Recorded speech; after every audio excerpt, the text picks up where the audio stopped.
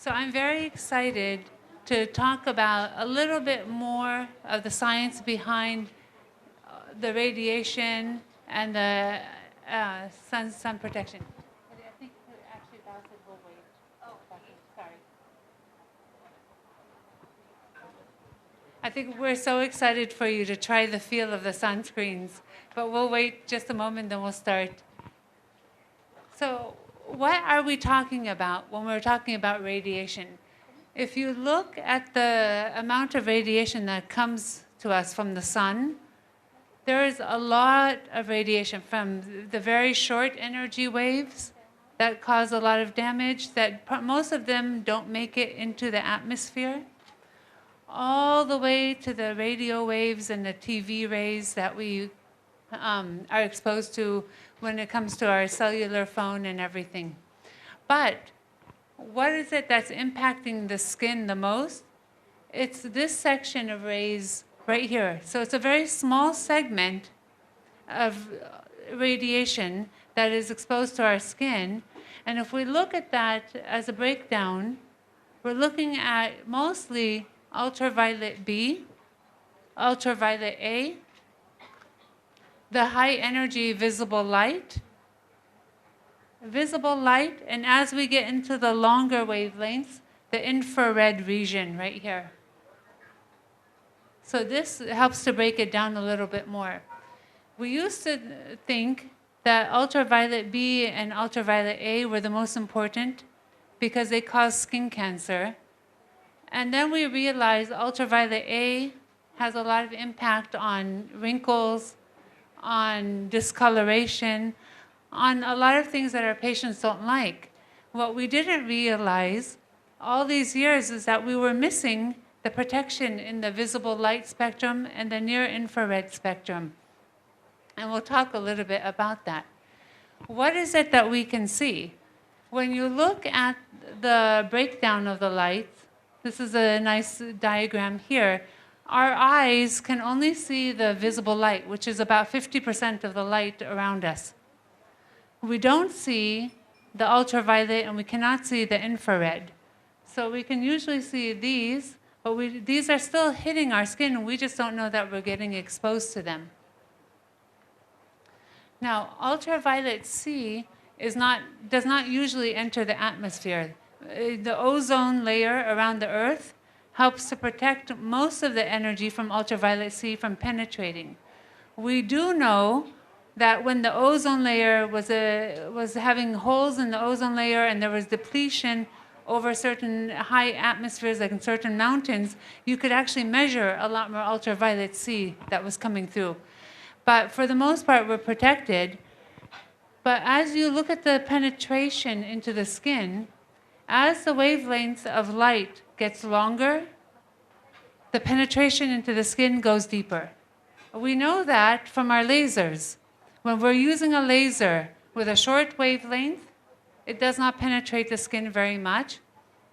So when we use a laser that is a 532 nanometer KTP, it's hitting the very surface of the skin. As Dr. Trong was saying, with post-inflammatory hyperpigmentation, we're seeing that from the heat of the lasers and the effect on the pigment cells, as those wavelengths get longer, they're penetrating deeper, they generate a lot more heat deeper, and they generate a lot more inflammation deeper. So the Nd:YAG penetrates 4 to 6 millimeters into the skin. The 755 Alexandrite laser that you were mentioning penetrates a little bit less. The CO2 lasers, especially with the new fractionated lasers, are going deep into the skin as well. But look at the visible light and look at the infrared light. Again, we're going to talk about it because it's interesting. The impact of these wavelengths is more than just on skin. So again, this is showing histology and just kind of showing roughly where in the skin the different wavelengths penetrate. Shorter wavelength, more superficial. Longer wavelengths go deeper. What's below the skin? We have fat and we have bone. And we now understand that as we age, yes, there's changes in the skin, But we also, as we age, there are changes in fat and in the bone of the face. And I'm going to show you some interesting photographs of twins showing the impact more on the bone loss and the fat loss, not just the skin. So again, most ultraviolet C does not come through the atmosphere, but ultraviolet B does. And that's the one that when you go outside, if you stay in the sun too long and you get red, it's usually the ultraviolet B that is impacting the skin. Ultraviolet B is strong in the summer. It's less in the winter, especially if we're in the more cold atmosphere, more cold territories. But ultraviolet A, which is the one that goes a little bit deeper and causes a lot more aging in the skin, this is constant in levels in the winter, in the spring, in the summer. Again, this is why we need to educate the patients that they must be using protection every day, not just when it's sunny or hot outside. So ultraviolet A, even in Pittsburgh, Pennsylvania, in the cold winter, is almost the same level as it is in the summertime. So we have to protect year-round. Now, high-energy blue light. Everybody is hearing about that because now all our phones, our telephones, have blue light blockers. Because we realized that that light, when it was going into the eyes, was causing the brain to wake up a little bit more. And there's some effects on cataract formation and some concerns that it might also be affecting the eyes themselves. We also know that when it penetrates the skin, it causes a lot of oxidation again. So remember, we were talking about antioxidants, the importance of antioxidants. Why? Because when these lights are penetrating into the skin, they generate a lot more inflammation. Infrared does the same thing to a lesser degree, and most of the time we don't even know that we're exposed to it because we cannot see it.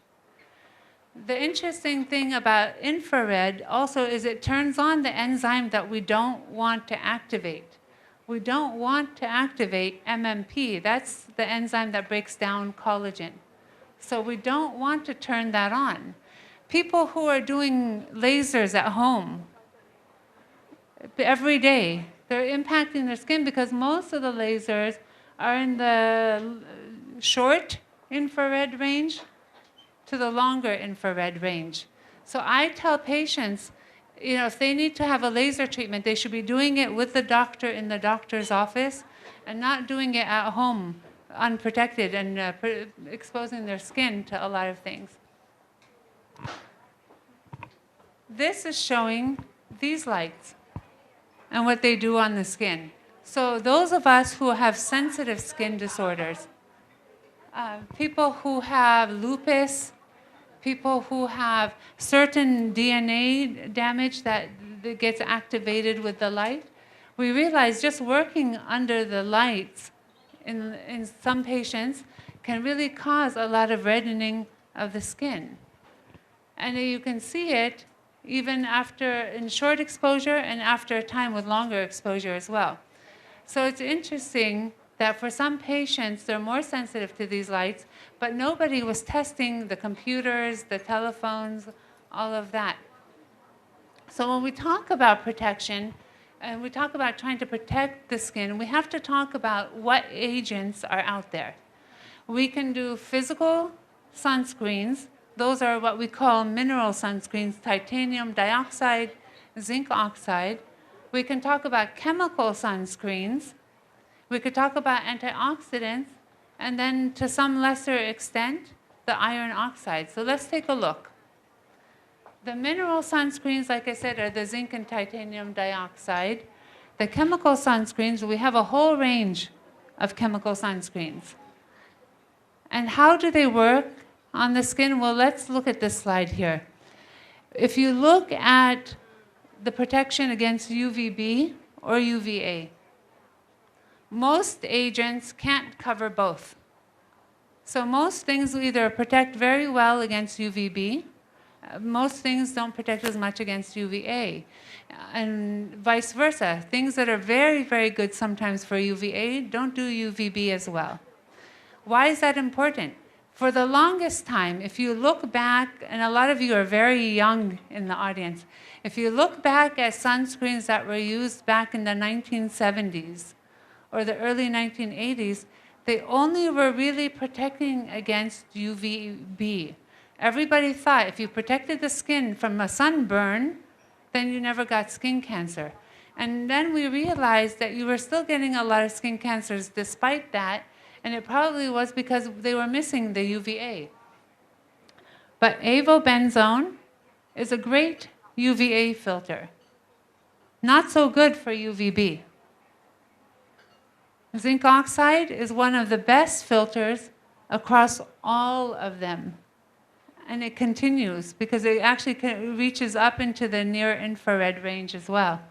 Titanium dioxide is very good against UVB, a little bit into UVA, but it misses the longer UVA wavelength.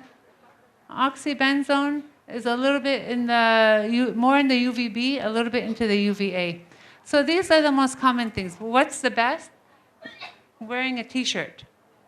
Maybe not this one, but something with a longer sleeve and protecting your skin that way. So the best things are to protect against the whole range of wavelengths that we see. How do these work? When you put a mineral sunscreen, zinc oxide, titanium dioxide on the skin, the sun hits the skin and the skin reflects the light back off. And that's typically the best way to prevent absorption to some extent. Chemical sunscreens instead absorb the radiation, they go through a chemical change, and they neutralize the radiation. So that's good too, because you're neutralizing the radiation, but you're converting it to heat. And you're creating a little bit of oxidation here with those free oxygen radicals that form. So my only concern with that is when you have a very heat-sensitive disorder like melasma, or you have, like Dr. Trong was talking about, post-inflammatory hyperpigmentation, sometimes you don't want that extra heat sensation because it can, in my opinion, cause a little bit more prolongation of the pigmentation that you're trying to clear. So again, showing that the mineral sunscreens reflect the light, whereas the chemical sunscreens absorb and neutralize that energy. And again, people who have very sensitive conditions like melasma or rosacea, I tend to stay away from that and tend to stay more with 100% mineral blocks. How can we protect the skin even further? We can protect the skin further, like I said, by adding things to the regimen that help protect the skin against everything that gets absorbed, because sunscreens are not 100%. So by adding an extra level of antioxidant protection, you help to minimize that chemical reaction effect. By adding iron oxides, you can add color to sunscreens to make them more cosmetically appealing, but you also have a little bit of a filter effect from the iron oxides as well. And so from that standpoint, they help to protect the skin even more. Now, this was interesting because this was twin studies. Sometimes twins tell you more than anything else because you're looking at two people who are 100% genetically identical, or almost 100% genetically identical, and then you're seeing, you can compare the effects of things on them. How does one person change from the other?